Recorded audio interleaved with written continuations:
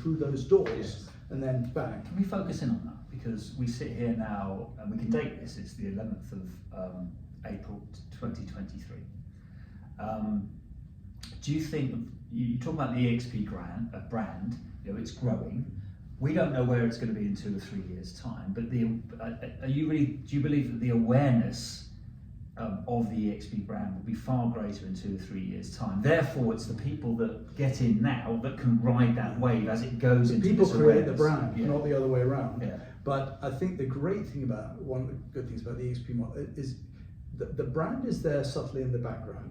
When we talk about brand, if we're talking about a logo, an image, a perception, let's say, I think the type of agents that we attract tend to be those who are maybe, you know, they're characters in their own right, they're personalities, they're people that sellers would want to engage. And so it's their name and it's their photograph idea that's going on the for sale board, going on the marketing material, going on the website, powered by EXP. Yeah. So in some respects, the brand doesn't matter very much, because I don't think people are going to seek out an EXP as a brand. You know, they might seek out, you know, one of the sort of the big high-level agencies because of that brand, only to then have to decide whether they like the individual. But what you're talking about is commonplace in, say, the United States. Oh, everywhere, yeah. So this is a transformational period in the estate agency. Yeah. When it becomes the norm that we see individuals' names and faces on a board, that is not normal. No, we're already seeing that, and it started in Scotland. In fact, Remax really promoted that when they started off in Scotland, and you drive around a lot of places in Scotland and you'll see boards with agents' names on, and you think, oh, I know that agent. And then when that agent walks through the door, you're almost a celebrity. You might see you around. But it's about people. We know that, you know. So I mean, what we're hooking into is what the rest of the world has already known for some time. We've been a little bit slow on, as we have been in a lot of our. But why have we been so? Is there something within the industry that stops it? I think sometimes we can be a little bit too British in a way.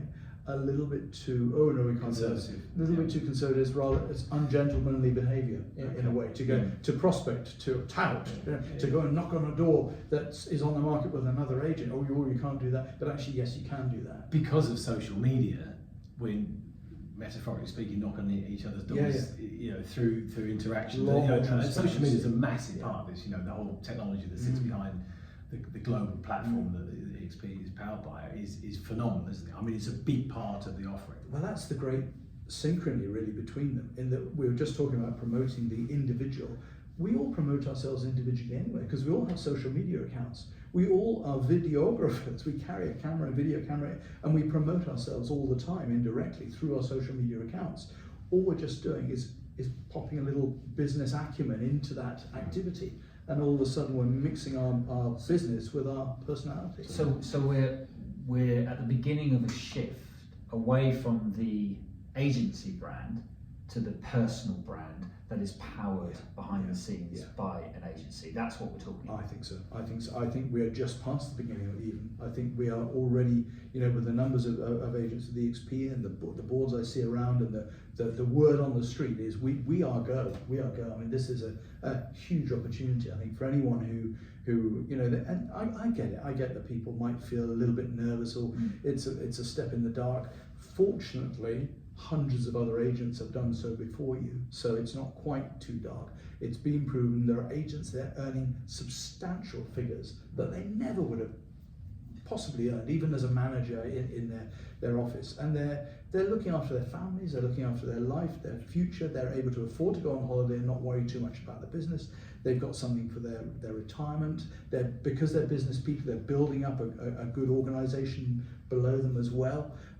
So there's so many strings to this and that support that you know, to transition to that level that you describe is why we sit together, right? Because we you know, it's what we bring. We want to support. We want to help, because we get it. You know, from a sporting context, we get that. Taking that, you know, that you can't, you know, you got to be fully accountable, right? You got to take that next step. You got to be fully in. You can't be a little bit in. It's just like sport, because you've got to commit. Agency is not a team sport. Throwing a javelin, in some respects, is not a team sport. However, let's discuss that. So it's interesting because no one stands on the Olympic rostrum alone, and Steve was the person throwing the javelin. But I know from his story that he had a team of 13 people behind him. He just happened to be the person throwing the javelin. Now there's the analogy, because when you become an EXP agent, Your name's on the board. you're the one throwing the Yeah, javelin. yeah, yeah. You're the one running around the track, but actually behind you, Yeah. you have coaching, you have mentoring, you have support, you have accountancy, you have all that support team that an athlete will have Yeah. that are there to help you fulfill your potential. So I get you saying it's not a team sport. Okay. But I think what you're saying is when you're actually delivering, you're on your Yeah, own, yeah. which is true. And you but get- you have the team behind But you. the one person gets the medal. Absolutely, So absolutely. you're the one. Absolutely. Yeah. And actually, funny enough, a lot of our contemporaries, so some people that I knew, were very good at other sports. And you know, I can talk about people like John Regis and Daley Thompson. These were guys who could have been professional footballers. Okay. One of the reasons they didn't is because they didn't like being on a team, playing really well and losing because it was someone else's fault. What they like, and what the individual athlete likes, is when I step on that track, I will take full accountability for my performance. And I think there's an analogy there with the EXP. Behind it, there's a team, there's training partners, there's coaches, there's a team. But when I'm actually out there, when it matters, when you're delivering, I will take And they're the best of the best, so you can become the best of the best. Correct. So, yeah. Flipping it slightly, Richard, just quickly to zoom in on, you know, we're going to do other videos on your specific input and so on. But looking at where this is going with technology, with social media, with you know, the internet as a whole and how it interacts with agents can interact with it and buyers can interact and so on. What do you think is your biggest impact in terms of what you do for an agent going forward? I think, again, I hope that's quite an easy question, because when I go into, and I've been training agents for 30 odd years now, and when I go in to train agents, many of whom are nearly as old as I am. I'm 60 years old this year, just turned around. And you know, I was an agent when I was 18, been in all my life.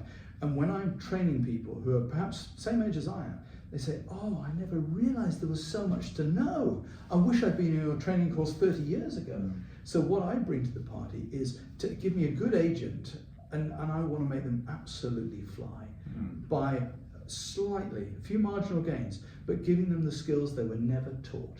That because they're nice people, they're good at what they do, they're professional, you know, that they have high integrity, they're good agents, but they were never taught this specific technique or how to handle this objection, how to overcome that problem, who wants too much money or who wants to go in too low on fees, or all these things. How to put them, a lot of it is about how to persuade people. Right. Because if you can persuade somebody, you've got the business, you've got the high commission, you've got the glory, everything else that goes with it. Brilliant. So it's about persuasion, I would say.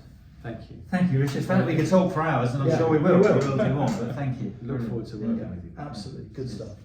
Cheers.